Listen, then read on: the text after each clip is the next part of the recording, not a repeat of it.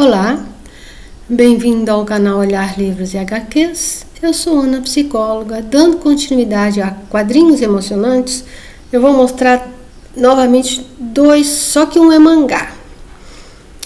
O primeiro é um quadrinho lindíssimo, se chama Saudade. Nossa, esse quadrinho é muito lindo. Os desenhos eu vou mostrar para vocês e a história é realmente muito bacana. A sinopse, tá? É o seguinte: num passeio de carro com o pai Laura e Thomas, encontram um cervo e filhote ferido à estrada. Ao levá-lo para casa, logo decidem apelidá-lo de Leão para combinar com o jeitinho forte, corajoso e amoroso do animal. Tá? Bom, o tema: saudade, um sentimento onde todos os personagens sejam eles o cervinho, coisa mais linda do mundo, ou os protagonistas, que são o pai e duas crianças e uma avó. Aqui o cervo, ó, que coisa mais linda do mundo, né? Como lidar com a perda do cervo, que ele também tem a sua história, tá? E da família, que acabou de perder a mãe. E aí tem o pai com as duas crianças. Gente, esse desenho é lindo.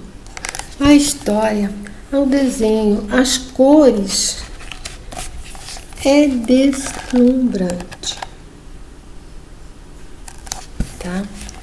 Muito, muito bonito. Olha que bonitinho ele, o cervinho, né? E aí a interação das crianças com ele. Deixa eu achar a avó aqui, ó. A avó também faz parte da história, né? E a história vai acontecendo. Aqui o cervo vai crescendo, né? Aparece a história do cervo. Esse em azul aqui é a historinha dele, quando essa senhorinha ela acha ele. Cadê aqui? Deixa eu ver.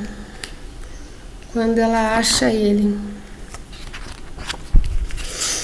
Ah, tá aqui, ó, na história do cervo, né? Quando a senhorinha acha ele, ó. E aí tem toda uma contextualização, ó. Tem duas histórias aqui, tá? A historinha do cervo, de quando ele foi resgatado. Primeiro, quando ele tá ferido, né? E depois, quando eles acham ele na floresta, tá? São duas historinhas, uma dentro da outra. Ok? Vou mostrar só mais algumas imagens para vocês.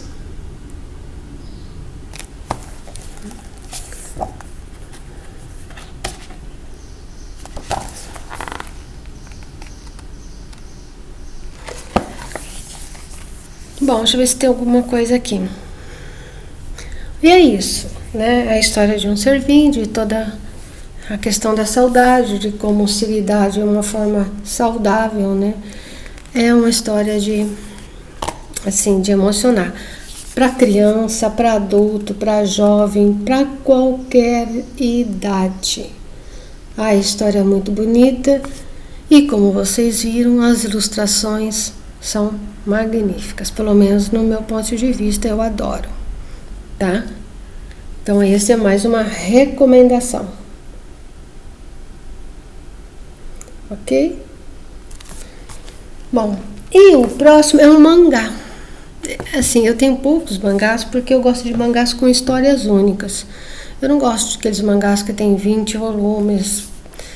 Pra mim, assim, quando a história é única e fechada, e a história do estilo que eu gosto, eu acabo...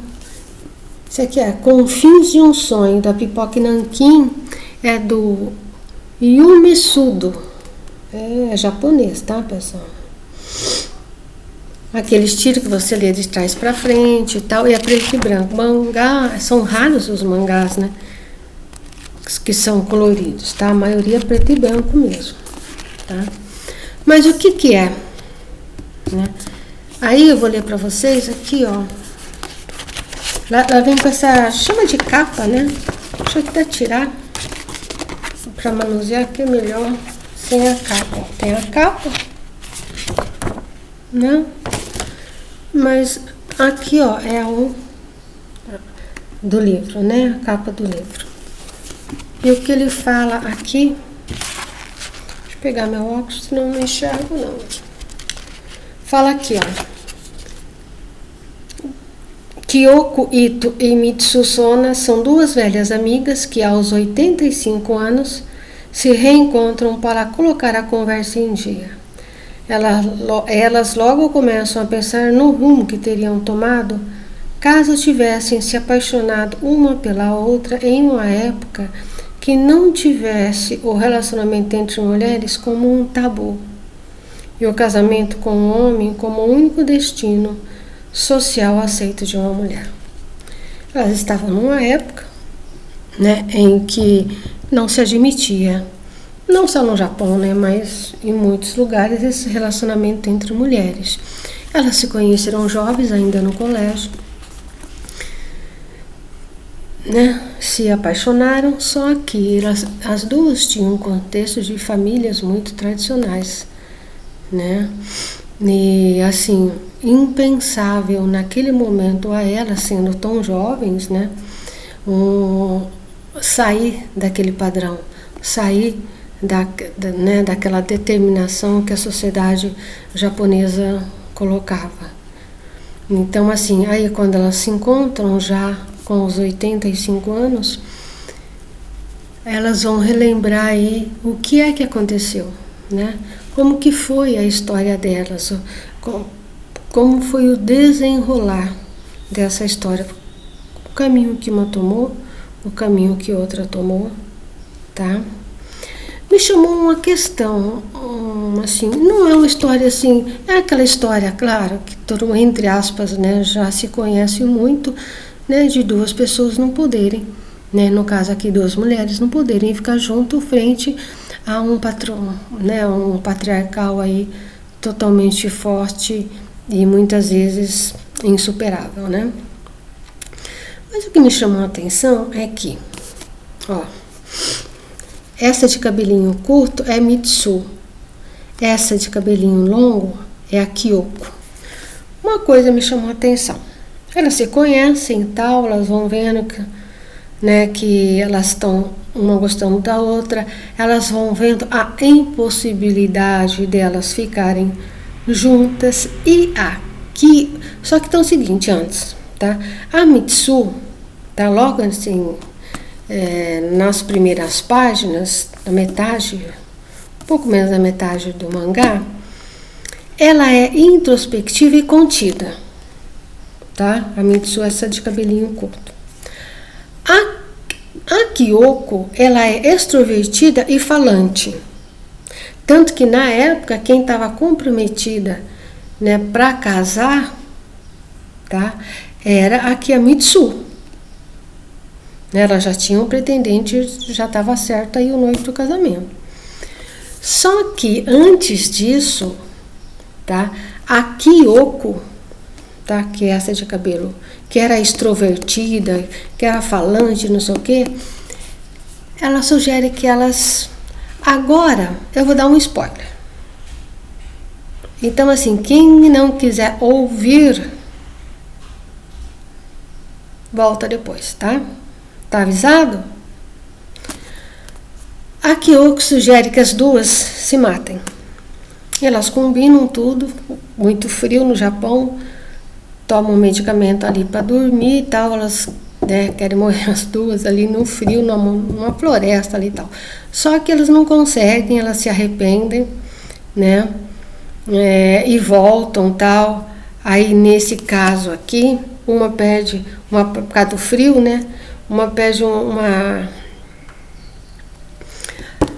a Kyoko aqui, ó, a Mitsu, ela pede uma pontinha no dedo por causa do frio, né, que elas passaram ali naquela tentativa.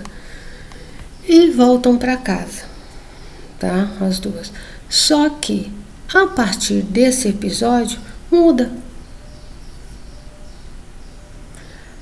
A Kyoko, que era super extrovertida, se torna uma pessoa calada, casa. Era a Mitsu que ia casar, mas depois disso, quem casa é a Kyoko. E quem se torna a extrovertida é a Mitsu. Eu não entendi muito, entende? Assim, não é que eu não entendi, mas o quadrinho, ele não toca nesse assunto. Ela simplesmente, depois daquele episódio, você acaba percebendo, tá, que a Kyoko, que era a extrovertida, acaba ficando muito introspectiva, se moldando às regras da família e acaba até se casando. E a Mitsu se rebela e enfrenta as tradições e regras da família e nunca se casa.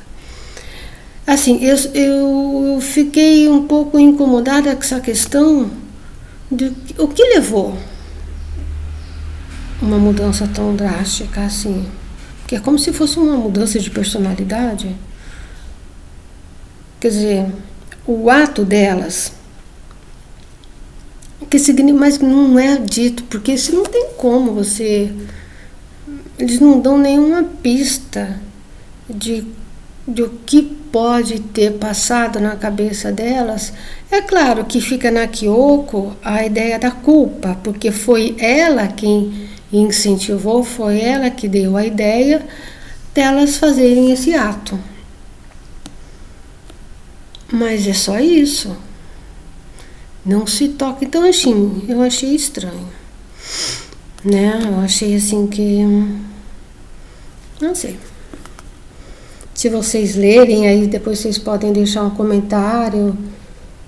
Mas o quadrinho não dá qualquer referência. O que levou, quais... Eu queria saber o processo, né, psicológico que aconteceu com as duas para que elas mudassem, né? É como se invertesse, eles tivessem, elas inverteram o papel. Enfim, mas é uma história assim, né? Eu trouxe mais a nível mesmo de, para quem é asiático, de repente, né, se interessar. História de, né, duas garotas e que foram submetidas aí ao jogo dos preconceitos, no caso do Japão. Embora isso não exista só lá, né? Ou não existiu, não sei como é hoje, não existiu só lá. Ok? Então, assim, são duas histórias que eu recomendo, né? Essa, né, sem sombra de dúvida, perfeita, e essa aqui é interessante, tá? Para quem tiver a curiosidade de ler um mangá com uma história com esse tema, eu recomendo. Ok? Então, espero que gostem. Se gostem, compartilhem, deem um like. E a gente se vê no próximo olhar.